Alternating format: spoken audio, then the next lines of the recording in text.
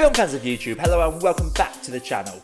My name is Josh, your movie apprentice, and today I'm going to be looking at Disney's latest remake, Mulan. Directed by Nikki Caro and starring Yifei Liu, Jet Li, Donnie Yen, and Jason Scott Lee. This is the latest remake of Disney trying to recreate all their classics, and I was looking for catch that at watch party so I didn't have to pay the 20 quid over here to actually see it on Disney Plus, because I just really want to see films in the cinema. I'm not gonna lie, I'd rather see this on the big screen. This film, as we know, is about Mulan, whose country, China, is under attack by a foreign force, and the emperor, in response, conscripts a man from every family, but Mulan's family does not have a son.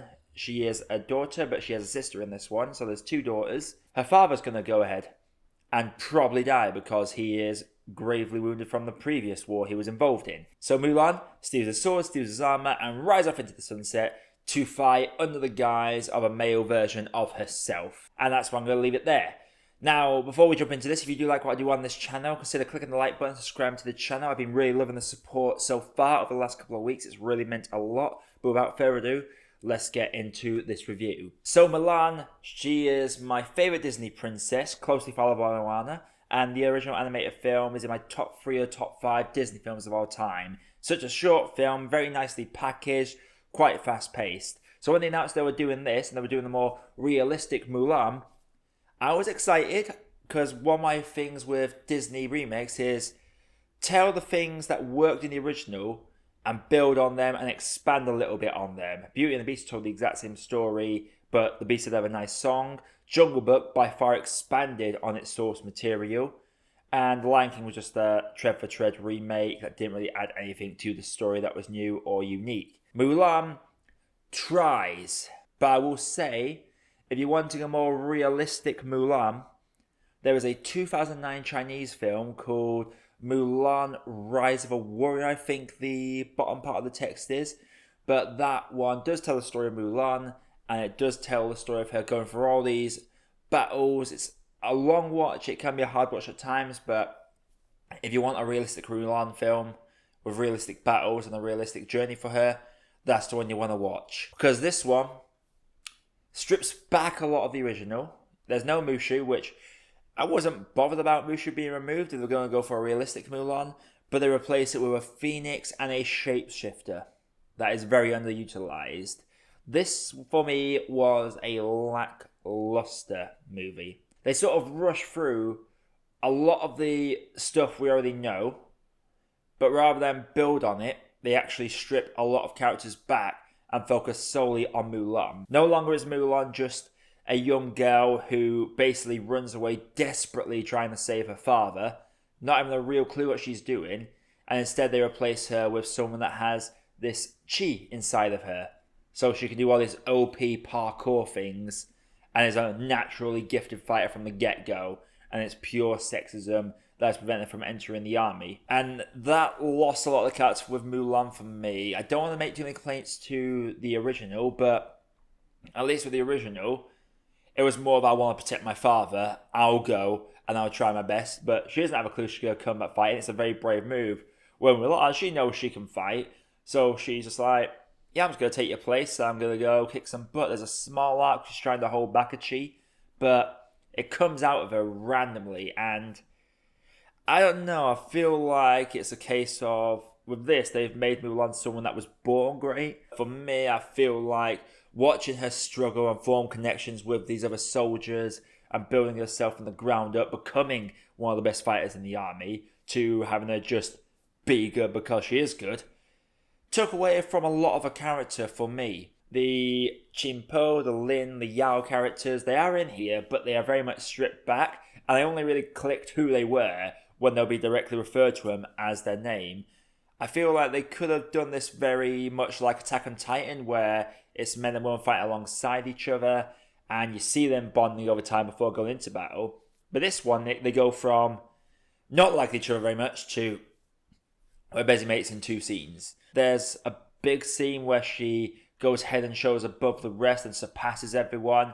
That is played like it should be a big moment, but it doesn't feel that way. The villain in this is so bland and generic. The villain from the Disney original, yeah, he's a little generic, but he has enough menace and terror to him. Everyone remembers having those small little nightmares when he says how many minutes it takes to deliver a message, and the actually says one. And next to him, you have this all-powerful shapeshifter that is underutilized. And she was by far the most interesting character in this movie, and she was completely wasted. Why not have her as the villain? Have a sort of like a Black Panther thing where both of them want the same thing, but one wants it in a more extreme way than the other one. Just tell that side of the good guy, bad guy dynamic, and have it Mulan versus this shape-shifting woman that's very bitter about the way she's been treated her whole life. Had then collide, maybe Mulan turns her, maybe Mulan has the killer, and it would have been a formidable foe for her. But instead we get this generic villain that, fair enough, he does have a bit more motivation that's clear in this one, but it's just the classic, you killed my father, prepare to die. Lin Yao and the Chi and Po sort of characters take a back seat for this new character that's clearly supposed to be a Emerald Shang ripoff, and I got bored of seeing him after the first scene. I'm sorry, that character really bugged me. He doesn't act like a guy hanging out with a guy mate. He's literally checking her out even before he knows that she is a woman. And if they let him to, maybe he was struggling with sexuality and was in the closet, as it were, that could have been an interesting dynamic. But no, it's made very clear that he's full-on heterosexual by the end of it. Or maybe he's pan, I don't know. I can't pretend to know everything about sexualities, but I don't know, this character just felt like a waste to me. The main general in this army was decent. Would have loved to see a few more scenes with him. Would have loved to have seen more of the Emperor. But it's just very disjointed, this film. The pacing feels rushed. It's 25 minutes longer than the original, yet the original felt more compact and tight, even though there are fast scenes. It doesn't feel that long. But with this, they just sort of rush through a lot, despite having the extra runtime to work with. I don't know, I'd like to see more camaraderie building in training, and then the call out to battle, and then it's a case of, right, we might die today. They had this big speech about, we might die tomorrow, but then when they actually do square off with the enemy, I don't know, I don't get a terror when I see him. And it's going to be the last comparison I make to the original, but in the original you had the Hun army reveal themselves on this army, big echoing sound, lots of them. You look at that, you're like, yeah, you guys are basically done for. Whereas this side, I don't know, there was nothing really menacing about them. Let's get into some positives, for Christ's sakes. The cinematography was fairly decent. Like, there were some good shots, especially for Mulan's character moments. I'm not gonna lie, even though the Phoenix thing was a bit hammy for me, I did enjoy the visuals when it did appear on screen. And I will say, the set design and the costume designs, well, sometimes you could clearly tell it's a set. Other times, it worked. I did love how they paid tribute to this ancient Chinese sort of dress style, and they did hammer down the different policies, but there's not a whole lot I enjoy in this. It's just a very lackluster movie. This felt like a very diet version of what we know. Out of the 3 adaptations of the Mulan story I've seen, this is easily the worst one for me. I'm not saying it's the worst one ever, it's very well made, but there's just something about it that just never gripped me. When it got to the end, I was like, it was probably the most boring experiences I've had this year, and that is really a shame, because I really, really, really wanted to like this. I really wanted to see them take this Mulan story and expand on it, so we got 2 solid Mulan films from Disney.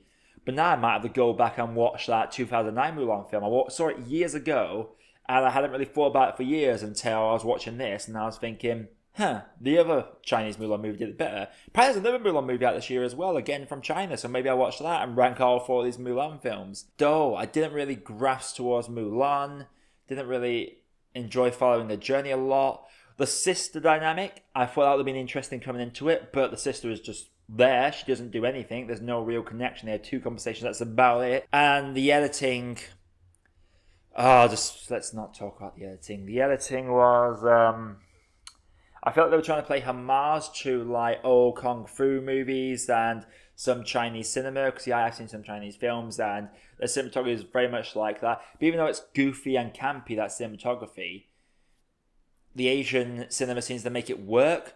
whereas this one just felt super fake. There's war running. Honestly, the Dynasty Warriors games felt more realistic than these battles, and I was really looking forward to the battles. Overall, I'm going to have to say, Mulan, it was one of those films that I was really excited for. Despite the controversy behind it, I am not at all advocating for the views on the lead actress, but like I say, I watch films for the film. I don't give a damn what's happening outside of it. I just like it when it means something to people. But Mulan for me was a very boring watch. I couldn't get into the characters.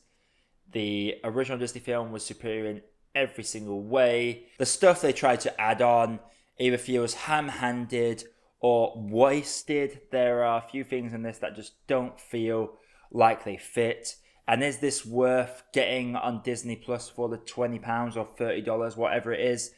No, wait for it to come out in December, because for me, Mulan is just a lukewarm cup of tea. So Mulan, have you seen it? Did you pay for it? Let me know your opinions in the comments below. I've seen a very mixed response to this film, and I hate that I'm on the negative side of it, considering how much I wanted to love it. But there we go. Coming up later on this channel, or in the next couple of days, I'm probably going to do a very late review of Onward, because I saw that yesterday and I loved it. But a full review of that will probably be coming either here or on Letterboxd, which you can follow me at the Spikehead Pod, because I can't change that username. But until next time, everybody, my name is Josh. I have been your Movie Apprentice, and I'll see you in the next video. Hey, thank you for watching, and thank you for making it to the end of the video. While you are here, if you haven't done it yet, please feel free to drop a like and consider hitting that subscribe button for more reviews coming all the time. And also, while you are here, there are some other videos over there that you might want to sink your teeth into. Have a good day, guys, and do enjoy.